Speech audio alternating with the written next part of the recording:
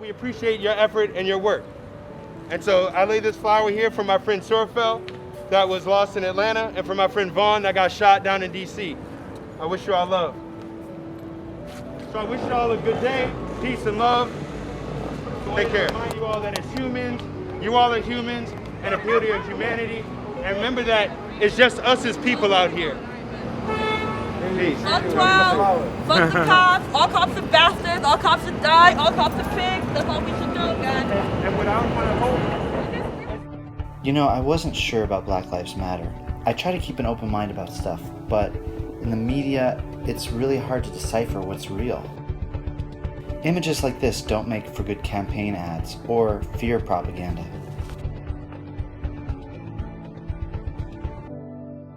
So my friends were saying that all the Black Lives Matter protests are violent, but then I read a statistic saying that only 6% of the BLM protests are violent. I was like, is this more liberal media lies?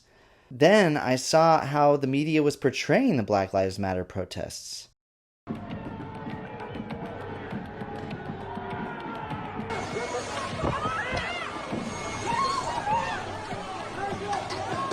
I was skeptical because I know that violence and tragedy is what gets viewers to watch the news, and so they focus on that, and I wasn't seeing the supposed destruction in my cities of Tucson and New York they were saying is happening in all cities. So I was like, where's the disparity? If the protests were in fact as violent as this campaign ad shows, I wanted to see it for myself before I came to the conclusion based off of potentially cherry-picked images. If it was in fact violent, I'd use my message of peace and my pepper spray repelling Zorb to calm them down.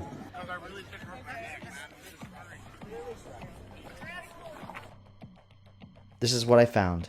I attended over 12 protests trying to find violent situations because I thought my Zorb would be fun performance art to show how ridiculous the situation was. Every single protest I attended was peaceful. This was the most intense moment of all of them. I mean, I tried really hard to seek out and find the violent protests, and I couldn't find it. The media seems to try to lump all of the civil rights protests that happened this summer as Black Lives Matter, when there were many other organizations also protesting for civil rights and against police brutality. This flower march, for example, was simply one man who was inspired to honor his friends who died at the hands of police. He invited his friends to participate. It is true that there's a lot of cross-pollination between these organizations and Black Lives Matter, and many of the same people attend all the different protests. When you all do your jobs and you see me in the street, say hello. I'm not a threat to anybody. I haven't done anything wrong. And until convicted by a court under due process, as taxpayers and as citizens, we're all equal. And to remember that out in the street, one of the problems has been this no snitching rule, and that stops justice from happening. Well, that blue line of not snitching also stops justice. So if you know your fellow officers aren't doing their jobs properly, step up, take that heat, and know that you're supporting your community. And so I lay this flower here for my friend Sorfel that was lost in Atlanta, and for my friend Vaughn that got shot down in DC. I wish you all love.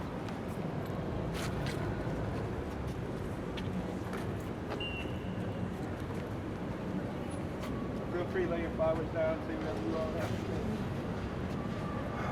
Sir Hakeem and his brother. She has permanent spinal damage now.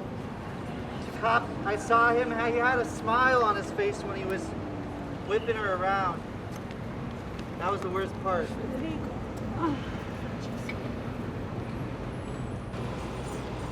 Melvin was beaten and chased by the cops when he was 12 years old.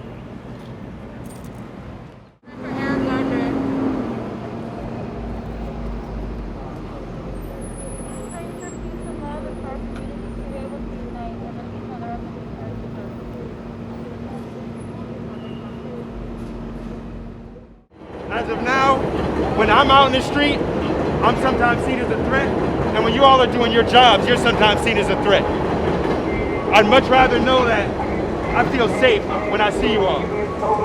I'd much rather you all know that when you see me, we can say peace. And as humans, we don't have all that antipathy. But I also can't forget my friends that have been hurt, and nothing happened.